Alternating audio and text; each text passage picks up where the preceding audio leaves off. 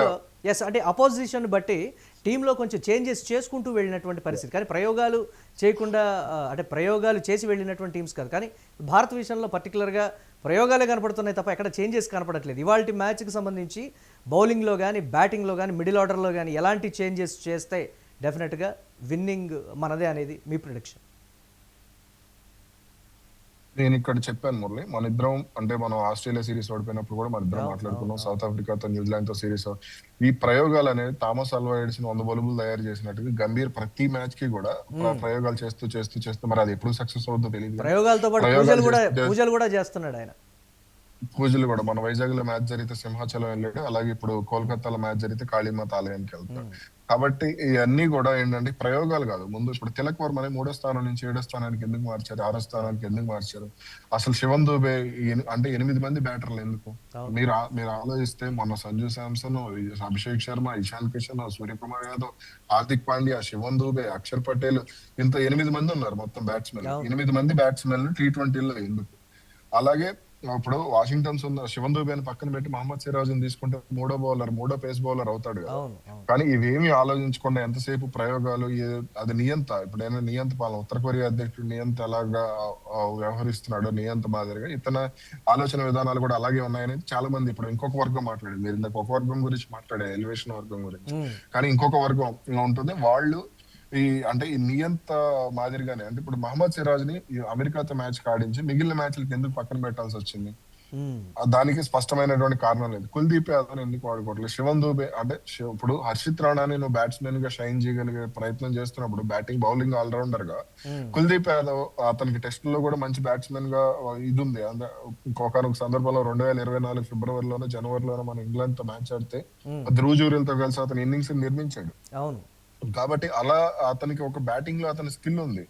కాబట్టి అతను test batsmen గానే గుర్తింపు పొందాడు తప్ప T20లకు సంబంధించి అతను అద్భుతమైన బౌలరే. కానీ అతన్ని మీరు ఎందుకు షైన్ చేయలేకపోతున్నారు బ్యాట్స్మెన్ గా? అతనితో హిట్టింగ్ ప్రాక్టీస్ ఎందుకు చేయించట్లేదు? అసలు బ్యాటింగ్ రాని హర్షిత్ రాణానే మీరు బ్యాటింగ్ చేయించగలిగినప్పుడు కుల్దీప్ యాదవ్ విషయంలో ఎందుకు అలా? అలాగే శివన్ దూబే విషయంలో అతను మరి అంటే మొన్న అతను ఫీల్డింగ్ కూడా చూస్తే అంటే వంగితే ముందుకు పడతాను అనుకున్నాడు ఏమో నాకు తెలియదు, కానీ అతను కనీసం అదే చెప్తున్నాడు, లాంగ్ ఆన్ లో ఫీల్డింగ్ చేసేటప్పుడు అద్భుతమైనటువంటి క్యాచ్లు. ఇప్పుడు జింబాబ్వే మొన్న మనం చూసాం ఆస్ట్రేలియాతో మ్యాచ్ లో కూడా కీలక సమయంలో అతను పట్టినటువంటి లాంగ్ ఆన్ లో క్యాచ్ డైవ్ చేసి అది ఎంత మ్యాచ్ మలుపు తిప్పింది. కాబట్టి ఫీల్డింగ్ ఇప్పుడు ఆ రన్ రేట్ పరంగా 4 పరుగులు అంటే మాటలు కాదు. ఇప్పుడు రన్ రేట్ పరంగా మనం ప్లస్ లో ఉండేవాళ్ళు 4-5 పరుగులు ఉన్నా సరే, ఇప్పుడు ఇంకా -1 లో ఉన్నా ఉంటే అవన్నీ కూడా. కాబట్టి ఆటగాళ్ల విషయంలో 8 మంది బ్యాట్స్మెన్ T20లకు అవసరం లేదు. సరిగ్గా ఆడేవాళ్ళు 6 ఉంటే సరిపోతుంది. కాబట్టి 6-7 వికెట్ కాపాడుకోవడానికి కుల్దీప్ యాదవ్ లాంటి బౌలర్ ఉండాలి, వాషింగ్టన్ సుందర్ లాంటి ఆల్రౌండర్ ఉండాలి. వాషింగ్టన్ ఇప్పుడు తిలక్ వర్మ విషయంలో నువ్వు ప్రయోగం చేసి అతను కిందకి మార్చినప్పుడు వాషింగ్టన్ సుందర్ 3వ స్థానానికి 4వ స్థానానికి ఎందుకు ఆడించలేరు? అతను ఆడగలిగే కెపాసిటీ. ఇప్పుడు అతను గుజరాత్ టైటాన్స్ ఆడినప్పుడు కూడా అతను కూడా ఆడాడు కదా. కాబట్టి ఇవన్నీ కూడా చాలా జాగ్రత్తగా ప్లాన్ చేసుకుని ముందుకు వెళ్తే మాత్రం టీమిండియా T20 వరల్డ్ కప్ లో విజయం సాధించేటువంటి అవకాశాలు అయితే ఉంటాయి. అంటే ఫైనల్ గా పిచ్ కూడా కొంచెం కీలకంగా వ్యవహరించేటువంటి సిచ్యువేషన్ కూడా ఉంటుంది. పిచ్ విషయంలో కూడా ఒకంత అబ్జర్వేషన్ బాగా ఉంటుందనేటువంటి మాట. వెస్టిండీస్ విషయంలో పర్టికులర్గా మిగతా వాటికి ఏ విధంగా ఉన్నా కానీ ఇలాంటి వరల్డ్ కప్స్ కావచ్చు, లేకపోతే అంతర్జాతీయ వేదికల్లో సమిష్టిగా ఆడాలి అనుకున్నప్పుడు వాళ్ళల్లో ఉండేటువంటి టీమ్ స్పిరిట్ అనేది డిఫెండ్ చేయడం కూడా చాలా కష్టం, దాన్ని ఫేస్ చేయడం కూడా కష్టం అనేటువంటి ఒక మాట. ఇప్పుడున్నటువంటి సిచ్యువేషన్లో టీమిండియా ఎంతవరకు డిఫెండ్ చేయగలదు ఒకవేళ ఫస్ట్ బ్యాటింగ్ కానీ వెస్టిండీస్ తీసుకుంటే అనే ఒక పరిస్థితి, దాన్ని ఎలా చూడాలి మనం? వాళ్ళైతే ఫస్ట్ బ్యాటింగ్ తీసుకుంటే మన బౌలింగ్ లైనప్ కి ఇప్పుడు సిరాజ్ గానీ కుల్దీప్ యాదవ్ గానీ లేకపోతే వాళ్ళు 240 పైనే కొట్టే ఛాన్స్ ఉంది. అలాగే కలకత్తా పిచ్ కి సంబంధించి అది పేస్ బౌలింగ్ అనుకూలంగా ఉండేటువంటి పిచ్. కాబట్టి స్పిన్ బౌలింగ్ అవసరమైతే వరుణ్ చక్రవర్తికి అతను KKR అంటే అతను హోమ్ గ్రౌండ్ లాంటిది. కాబట్టి ఇక్కడ మనం చూసుకుంటే మాత్రం కొంత అంటే మహమ్మద్ సిరాజ్ జట్టులోకి తీసుకురావాలి. అలాగే మహమ్మద్ సిరాజు, హర్షదీప్ సింగ్, జస్ప్రీత్ బుమ్రా వీళ్ళ ముగ్గురిని కనుక పవర్ ప్లే లో వాడుకోగలిగితే, తలా ఒక 2 ఓవర్లు వేయించి ముగ్గురితో తలా ఒక 2 ఓవర్లు వేయించి పవర్ ప్లే వాడుకోగలిగితే మాత్రం చాలా మంచి రిజల్ట్ ఉంటుంది. దీనికి సంబంధించి గంభీర్ వర్కౌట్ చేయాలి. అలాగే కొత్త బంతితో సిరాజ్ చాలా అద్భుతంగా రాణిస్తాడు. అలాగే అటు వాషింగ్టన్ సుందర్కి సంబంధించి జట్టులోకి తీసుకురావాలి, కుల్దీప్ యాదవ్ సమర్థవంతంగా వాడుకోవాలి. అదే విధంగా తిలక్ వర్మను కొంత బ్యాటింగ్ ఆర్డర్ కి సంబంధించి మొన్న అతనిలో కాన్ఫిడెన్స్ కనపడింది అంటున్నారు కానీ నాకు అది చిన్న జట్టు కాబట్టి పెద్దగా బౌలింగ్ వీక్ కాబట్టి అతను ఏదో ఆడాడు అని అనుకుంటున్నాను. కానీ ఇక్కడ వెస్టిండీస్ మాత్రం 240 పరుగులు అయితే వాళ్ళు చేసేటువంటి అవకాశాలు అయితే పుష్కలంగా కనపడుతున్నాయి. మరి భారత బౌలింగ్ ఒకవేళ చేస్తే మాత్రం చాలా కట్టుదిట్టంగా పవర్ ప్లే లోనే కాదు, వాళ్ళ మొదటి బంతి నుంచి చివరి బంతి వరకు వెస్టిండీస్ కంట్రోల్ చేస్తేనే భారత్ కు విజయ అవకాశాలు ఉంటాయి. చాలా సందర్భాల్లో మీ ప్రిడిక్షన్ అంతా కరెక్ట్ అయినటువంటి పరిస్థితి ఉంది. మీరు శివం దుబే విషయంలో కూడా మ్యాచ్ ముందు చెప్పారు, తర్వాత కూడా అదే విధంగా దుబే ఆడినటువంటి తీరు కూడా ఉంది. ఏంటి ఇవాళ మీ ప్రిడిక్షన్ ఓవరాల్గా ఇటు వెస్టిండీస్ టీముకు సంబంధించి, ఇండియా టీముకు సంబంధించి, అలాగే మ్యాచ్ విన్నింగ్ పర్సంటేజ్కి సంబంధించి ప్రధానంగా? 50-50 ఛాన్సెస్ మురళి. 50-50 ఛాన్సెస్ ఉన్నాయి. వెస్టిండీస్ గట్టి పోటీ ఇస్తుంది, వాళ్ళకి కూడా డూ ఆర్ డై మ్యాచ్, మనకి డూ ఆర్ డై మ్యాచ్ కాబట్టి వెస్టిండీస్ ఎక్కడ కూడా తక్కువ అంచనా వేసేటువంటి పరిస్థితి ఉండదు. భారత్ లో కాన్ఫిడెన్స్ అనేది ఉండాలి. సౌత్ ఆఫ్రికాతో మ్యాచ్ లో భారత్ కాన్ఫిడెన్స్ లేదు. ఈ మ్యాచ్ లో భారత్ కాన్ఫిడెంట్ గా దిగకపోతే మాత్రం వెస్టిండీస్ చెప్పే కదా ఇందాక డ్రింక్స్ బ్రేక్ కూడా తీసుకోకుండా భారత్ ను ఓడించేటువంటి అవకాశాలు అయితే ఉంది. అంటే ప్లేయర్స్ విషయంలో మన టీం కావచ్చు, వాళ్ళ టీం కావచ్చు, ఒకరి మీద ఒకరికి ఎవరికి ప్లేయర్స్ విషయంలో మంచి రికార్డు ఉంది, అనుభవం ఉన్నటువంటి ప్లేయర్లు ఎంతమంది ఉన్నారు అంటే చూసేటువంటి పరిస్థితి కదా, దాన్ని ఎలా చూడాలంటారు మనం?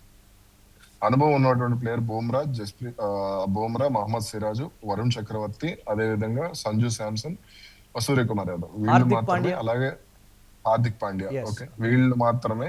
అలాగే అటు వెస్టిండీస్ కి సంబంధించి రాస్టన్ చేజ్ గానీ, లేదంటే బ్రెండన్ కింగ్ గానీ, Shai Hope, Shimron Hetmyer, Jason Holder, వీళ్ళందరూ కూడా చాలా అద్భుతమైనటువంటి ఆటగాళ్ళు. కాబట్టి కంపారిజన్ చేసుకుని వాళ్ళందరూ భారత్ మీద ఆడిన వాళ్ళే కాబట్టి ఇక్కడ ఒక పక్కా ప్రణాళిక ప్రకారం భారత్ వెళ్ళాలి. వాళ్ళని కంట్రోల్ చేస్తే మాత్రం మంచి సక్సెస్ ఉంటుంది. అలాగే ఫైనల్ క్వశ్చన్, మ్యాచ్ మలుపు తిప్పేటువంటి కీలక కీ ప్లేయర్ అంటే ఈ రోజు, అంటే మీరు గతంలో చెప్పిన దాని ప్రకారం కూడా 90% కరెక్ట్ అయ్యాయి, ఇటు వెస్టిండీస్ తరపున కావచ్చు, భారత్ తరపున కావచ్చు, మ్యాచ్ టర్న్ చేసేటువంటి కీ ప్లేయర్ అంటే ఎవరిని చెప్తారు మీరు?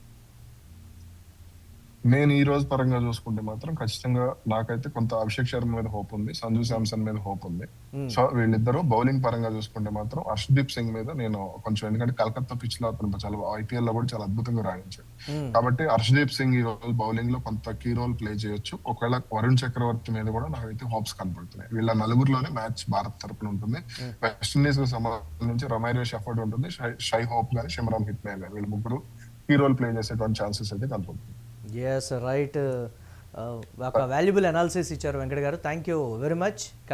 T20 వరల్డ్ కప్లో టీమిండియాకు వెస్టిండీస్కు మధ్య ఒక బ్యాడ్ రికార్డ్ అయితే ఉంది. 4 మ్యాచ్ల్లో 3 మ్యాచ్లు టీమిండియా ఓడిపోయింది. ఈ అంశమే ప్రధానంగా కలవరపెడుతున్నటువంటి పరిస్థితి ఉంది. దాదాపుగా వెస్టిండీస్, టీమిండియా రెండు కలిసి పోరాడినప్పుడు మేజర్గా టీమిండియా గెలిచినప్పటికీ పర్టికులర్గా వరల్డ్ కప్స్లో మాత్రం 4 మ్యాచ్ల్లో 3 మ్యాచ్లు టీమిండియా ఓడిపోవడం కూడా అభిమానులు ఒకంత ఆ సెంటిమెంట్ అనేది కలవరపెడుతోంది. T20లో ముందు నుంచి కూడా వెస్టిండీస్ బలంగా ఉంటున్నటువంటి పరిస్థితి ఉంది. అంటే ఆ దేశం విడిగా ఏ దేశానికైనా పర్యటించినా, ఆ దేశానికి ఎవరైనా ఆడటానికి వచ్చినప్పటికీ కూడా అప్పుడు ఆడేటువంటి టీం ఒకలాగా ఉంటుంది.